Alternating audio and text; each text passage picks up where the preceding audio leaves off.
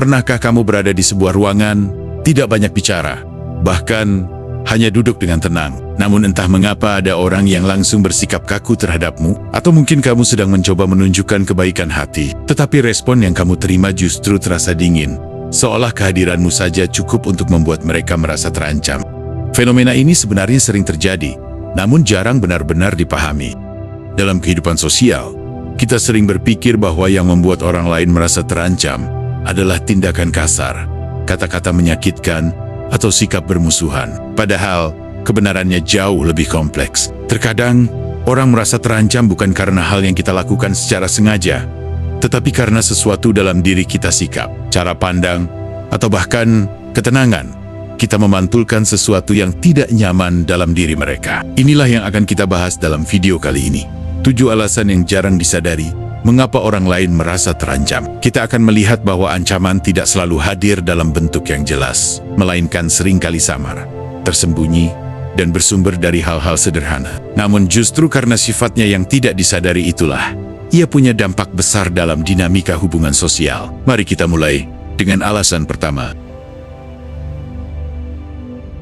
Alasan pertama, keberadaanmu memantulkan kekurangan mereka. Pernahkah kamu merasa hanya dengan hadir, orang lain langsung gelisah, padahal kamu tidak mengatakan apapun, tidak menyinggung siapapun, bahkan mungkin hanya tersenyum sopan. Namun entah mengapa, kehadiranmu seakan menjadi cermin yang membuat mereka resah. Inilah salah satu alasan paling mendasar mengapa orang lain bisa merasa terancam. Keberadaanmu memantulkan sesuatu yang berusaha mereka sembunyikan. Kamu mungkin tidak bermaksud membandingkan diri, tetapi sikap, pencapaian, atau bahkan kesederhanaanmu bisa membuat mereka sadar akan kekurangan mereka sendiri. Misalnya, bayangkan seseorang yang terbiasa menunda pekerjaan, lalu ia melihatmu yang disiplin dan teratur. Kehadiranmu bisa menjadi pengingat bahwa ada standar yang lebih tinggi, dan hal itu membuat mereka merasa tidak nyaman. Atau, ketika seseorang terbiasa mencari validasi dengan berbicara lantang, lalu berhadapan denganmu yang tenang dan percaya diri tanpa banyak kata, mereka bisa merasa seakan-akan sedang kalah, meski tidak ada kompetisi yang nyata. Ketidaknyamanan itu seringkali berubah menjadi sikap defensif. Mereka mungkin mulai menghindari, bersikap sinis, atau bahkan mencari-cari alasan untuk meremehkanmu. Bukan karena kamu melakukan kesalahan, melainkan karena kamu tanpa sadar menjadi cermin bagi kelemahan yang ingin mereka lupakan. Fenomena ini sering membuat orang bertanya-tanya, apakah salah menjadi diri sendiri? Jawabannya tentu tidak. Namun, memahami dinamika ini penting, agar kamu tidak terjebak dalam rasa bersalah yang tidak perlu. Ingat, seringkali ketika orang lain merasa terancam, itu lebih berbicara tentang mereka daripada tentang dirimu. Kita tidak bisa mengendalikan bagaimana orang lain menanggapi kehadiran kita. Yang bisa kita lakukan adalah tetap rendah hati, menjaga sikap, dan tidak membiarkan sikap defensif orang lain membuat kita berhenti menjadi versi terbaik diri sendiri. Justru, semakin kuat refleksi yang kamu berikan, semakin besar pula peluang orang lain untuk pada akhirnya belajar dari cermin itu. Alasan kedua, potensimu menunjukkan kemungkinan yang mereka takut hadapi. Bayangkan kamu baru saja mencapai sesuatu yang membanggakan, entah itu keberhasilan kecil atau langkah besar dalam hidup. Alih-alih mendapat tepuk tangan, yang kamu terima adalah tatapan dingin, komentar sinis, atau bahkan diam yang terasa berat. Mengapa hal ini bisa terjadi? Jawabannya, karena keberhasilanmu, sekecil apapun itu, menunjukkan sebuah kemungkinan yang tidak berani mereka hadapi. Ketika kamu berani mengambil langkah, kamu membuktikan bahwa hal itu mungkin dilakukan. Dan disitulah masalahnya, keberanianmu menyoroti ketakutan mereka sendiri. Banyak orang hidup dengan alasan yang membuat mereka berhenti mencoba. Aku tidak bisa karena waktunya tidak tepat. Aku tidak berani karena risikonya terlalu besar. Aku tidak siap karena kondisi belum sempurna.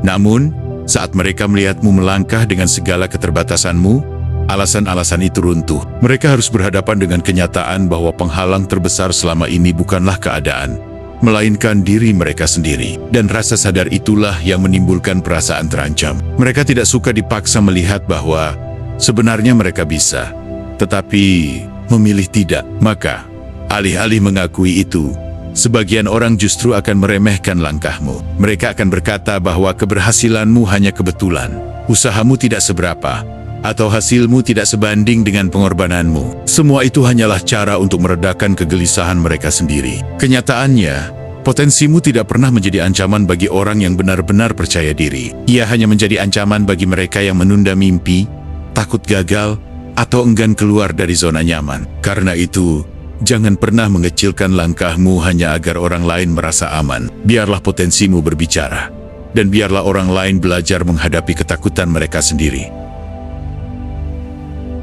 Alasan ketiga, kejujuranmu menggoyahkan topeng mereka.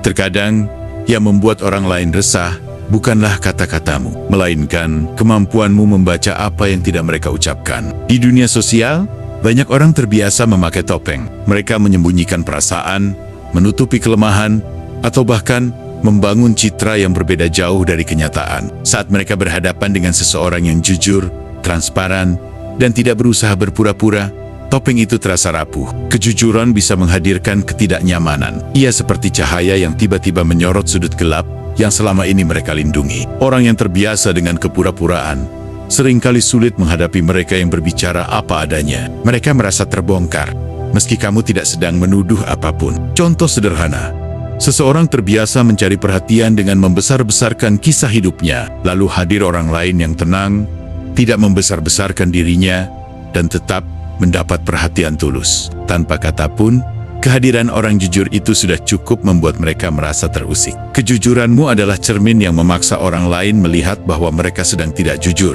baik pada orang lain maupun pada dirinya sendiri. Dan perasaan terancam itu sering muncul bukan karena kamu salah, melainkan karena mereka belum siap menerima kebenaran. Alasan keempat, integritasmu menjadi ancaman bagi kenyamanan mereka.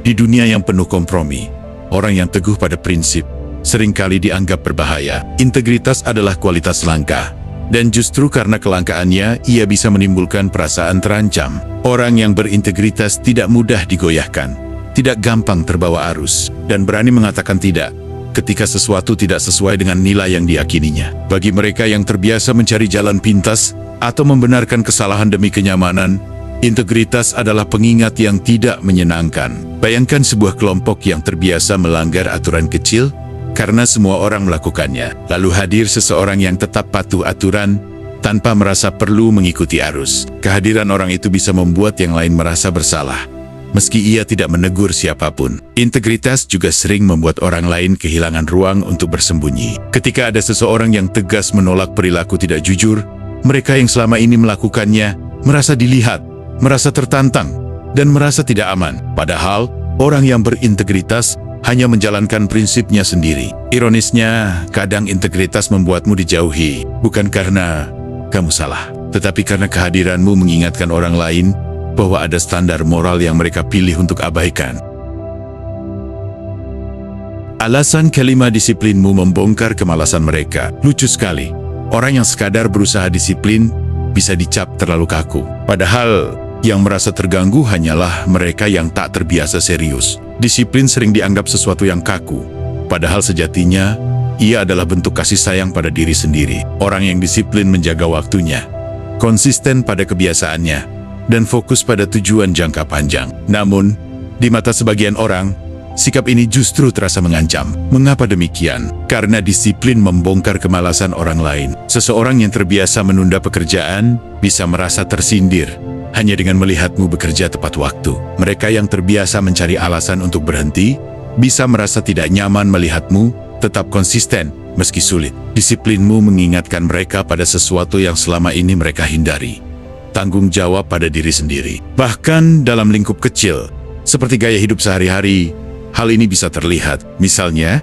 kamu terbiasa menjaga pola makan dan olahraga teratur. Orang lain yang merasa kesulitan melakukannya bisa jadi sinis, bukan karena kebiasaanmu salah, melainkan karena mereka merasa terbongkar. Disiplinmu seolah mengungkap kelemahan mereka sendiri. Pada ukurnya, disiplin tidak hanya membawamu pada hasil, tetapi juga memantulkan sesuatu yang tidak ingin dilihat orang lain, dan itulah yang membuat mereka merasa terancam. Alasan berikutnya, perubahanmu mengingatkan mereka bahwa waktu tak bisa diulang. Orang bilang, waktu mengubah segalanya, tapi kenyataannya, yang berubah justru dirimu, dan itu membuat sebagian orang tak lagi nyaman. Perubahan sering menimbulkan rasa takut. Saat kamu berkembang, tumbuh, atau bergerak maju, orang lain di sekitarmu bisa merasa ditinggalkan. Mereka terbiasa melihatmu dalam versi lama, dan ketika versi baru itu muncul, mereka sadar bahwa diri mereka sendiri tidak banyak berubah.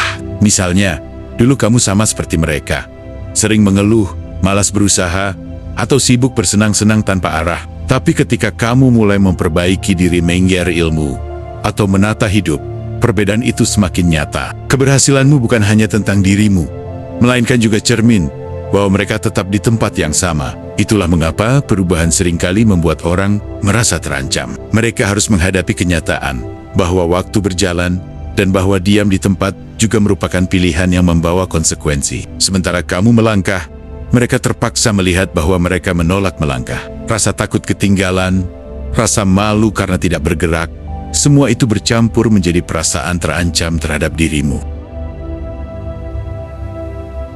Alasan ketujuh, ketenangan batinmu lebih mengguncang daripada suara keras. Ada kekuatan yang lebih menakutkan daripada suara keras, yaitu ketenangan hati yang tidak bisa digoyahkan siapapun. Di dunia yang bising, orang yang tenang seringkali lebih menonjol daripada mereka yang berteriak paling lantang. Ketenangan batin adalah kekuatan yang jarang dimiliki, dan justru karena kelangkaannya, ia bisa membuat orang lain merasa tidak aman. Ketenanganmu bisa meruntuhkan amarah orang lain. Ketika mereka berusaha memancing emosimu dengan kata-kata tajam, tetapi kamu tetap tenang, mereka merasa kehilangan kendali. Saat mereka berharap kamu terpancing, namun yang mereka temui adalah sikap damai, kegelisahan mereka justru semakin besar. Lebih jauh, ketenangan batin juga menimbulkan rasa iri. Banyak orang ingin hidup damai, tetapi sedikit yang mau menjalani proses panjang menuju kedamaian itu. Saat mereka melihatmu sudah sampai di titik itu, mereka merasa terancam, seolah kamu menunjukkan sesuatu yang tak bisa mereka capai. Namun, penting untuk diingat, ketenangan bukanlah senjata untuk melawan, melainkan cahaya untuk menuntun. Jika dipadukan dengan kerendahan hati, ketenangan batin justru bisa menginspirasi, bukan menakut-nakuti. Meski begitu, tak bisa dipungkiri bahwa bagi sebagian orang, kedamaianmu tetap terasa seperti ancaman. Kini kita telah melihat 7 alasan mengapa orang lain bisa merasa terancam, bahkan tanpa kita berniat melukai. Dari keberadaan kita yang memantulkan kekurangan mereka, potensi yang menyingkap ketakutan mereka, kejujuran yang menggoyahkan topeng, integritas yang menantang kompromi, disiplin yang membongkar kemalasan, perubahan yang menyingkap realitas waktu, hingga ketenangan batin yang sulit digoyahkan. Semua ini menunjukkan bahwa rasa terancam seringkali lebih banyak berbicara tentang kondisi batin orang lain daripada tentang diri kita. Penting untuk memahami bahwa kita tidak bisa sepenuhnya mengendalikan bagaimana orang lain memandang kita. Tugas kita bukanlah mengecilkan diri agar mereka merasa aman, melainkan tetap menjadi diri sendiri dengan rendah hati. Jangan biarkan rasa takut membuatmu berhenti tumbuh. Jangan biarkan reaksi orang lain membuatmu meragukan nilai dirimu. Ingatlah bahwa setiap orang membawa cermin dalam dirinya. Apa yang mereka lihat darimu kadang hanyalah refleksi dari pergumulan batin mereka sendiri. Dan bila ada yang merasa terancam oleh kehadiranmu, mungkin itu justru tanda bahwa kamu sedang tumbuh di arah yang benar. Tetaplah melangkah, tetaplah jujur, berintegritas, disiplin, mau berubah, dan menjaga ketenangan hatimu. Dunia tidak selalu siap menerima, tapi justru karena itulah dunia membutuhkan orang-orang yang berani menjadi diri sendiri.